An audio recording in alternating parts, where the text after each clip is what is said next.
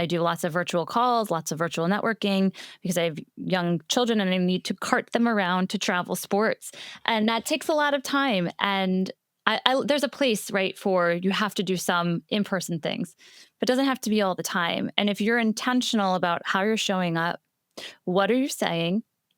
And are you doing it consistently? You can start to build those really great, deep relationships.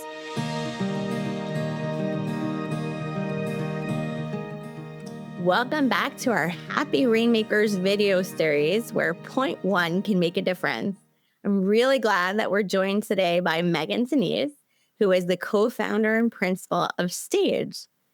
Welcome, Megan. Thank you. Thanks for having me. You're here to help us talk about Pillar 2, build business. Can you tell us a little bit about what you do at Stage? We are a legal marketing, business development, and consulting firm for lawyers and law firms. My business partner, Jen Ramsey, and I launched the business 3.5 years ago. We are former big law business development professionals who have then, I like to say, we were in-house, now we're out-house, and launched our own business. And so now we really understand that the challenges that you have to get the business in and service the business. And so a lot of our work is one-to-one business development support for lawyers at the associate level and all the way up to senior partners. So I know that all of our listeners love business development tips, whether they're just starting out or they already have a huge book of business and they just want to keep going with it. So what about for associates? What can associates do? I mean, obviously the best time to plant a tree was 20 years ago and the second best time is today, but an associate who is going to be starting in the fall, or an associate who's already been at the firm a little while but knows that business development is something that he or she should be focusing on, what are some good things to start with? Yeah, I think for us, we love to really customize that approach for the lawyers. And so I think each lawyer needs to think about a couple of things. One, where am I in the season of my life, right? And we love best practices, but if you are in the midst of maybe taking care of a sick parent or you're parenting young children, you need to figure out what's going to be sustainable for you. And we love to do like one small business development activity a day. And that makes it a little bit more approachable so it doesn't feel like very big and all encompassing. And so now you have this one thing and you might spiral out over like, what is great? What is that one thing? And that can just be something really simple like following up with a contact, reaching out to a colleague, doing a virtual coffee. If you're up for partnership, maybe you want to know who is on the voting committee and get to know them a little bit, not before the vote, but way before it, so that your name is something that people are familiar with and they recognize when they see your name up for consideration. I actually wrote a Bloomberg law article with a partner, a big law partner, on what people can do to make sure that their submission is strong. And it gives quite a few tips, but it's all about how to start way before the night before the way before the night before the vote.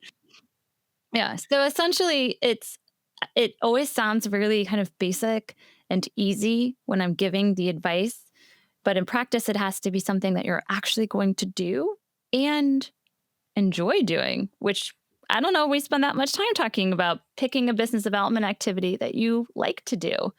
If you really hate speaking, if like guest speaking is not your thing, like then you can find something else that will be slightly more enjoyable for you so that it comes natural and that people enjoy being around you, because the entire purpose of business development is to show people what it's like to work with you so they hire you. I think I agree with you on the small things. We talk about point one can make a difference. Point one builds up like compound interest over time. And it's better to do those small things consistently than try and do a whole bunch of stuff the last day of the year or the night before partnership vote. And a lot of people that I talk to say, well, I'm not going to be able to develop business. I don't like going to those huge networking events. I'm not good at drinking scotch on the golf course or whatever it is. But aren't there like a million different things you could be doing and things that fit every personality type, right? I have built our my side of the business almost completely virtual.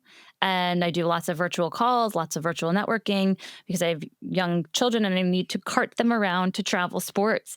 And that takes a lot of time. And there's a place, right, for you have to do some in person things, but it doesn't have to be all the time. And if you're intentional about how you're showing up, what are you saying? And are you doing it consistently? You can start to build those really great, deep relationships. I love virtual coffees. My business partner is in San Diego, so we don't get to see each other that much. And so that is kind of the first for us, it was the first foray into really building a virtual relationship. And all of us have built relationships in our lives. And if you think about how much intention it takes to build any relationship and start to apply that to your business life, it becomes a little less scary. You're like, I'm not rounding up all my friends and going to a conference, right? I mean, maybe we would. That sounds great, but that would be really difficult. And so it's a text here and there, it's an email, it is remembering that something that someone said and then sending them that note. Hey, you mentioned this article to me, or I thought of you, and here's why I'm sending it to you. Here's how I can be helpful. And it's being really intentional of how you're developing those relationships. It takes the scariness out if you're thinking about relationships instead. Thank you so much for being with us. Thanks for having me.